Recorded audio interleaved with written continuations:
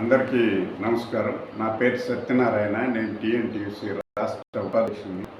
నిన్న గౌరవనీయులు మాన్యశ్రీ మాజీ ముఖ్యమంత్రి వర్యులు వైఎస్ జగన్మోహన్ రెడ్డి గారు రైతులు పరామర్శించడానికి వచ్చి ఆ మామిడికాయలన్నీ రోడ్ల మీద తోలిచ్చి అరాచకంగా తొక్కిచ్చి ఆ కార్యకర్తలు వికటహాసము.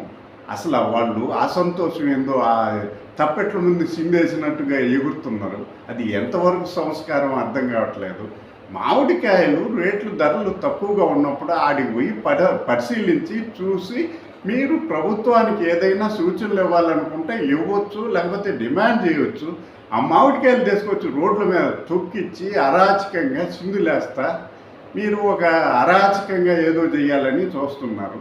ఈరోజు పంట ఈ సంవత్సరం గత ఏడాది 2.5 లక్షల టన్నులు ఉత్పత్తి వస్తే ఇప్పుడు ఈ 6 లక్షల ఈ సంవత్సరం 6 లక్షల టన్నుల ఉత్పత్తి పెరిగింది.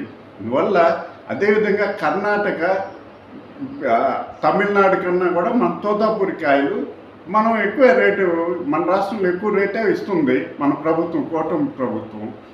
వీళ్ళు ఏదేదో మాట్లాడుతున్నారు. 29 రూపాయలు మేము గతంలో సబ్సిడీ ఇచ్చామని చెప్పి జగన్మోహన్ రెడ్డి గారు అబద్ధాలు ప్రచారం చేస్తున్నారు. 29 రూపాయలు అసలు వాళ్ళు దేనికి ₹1 కూడా సబ్సిడీ ఇవ్వలేదు.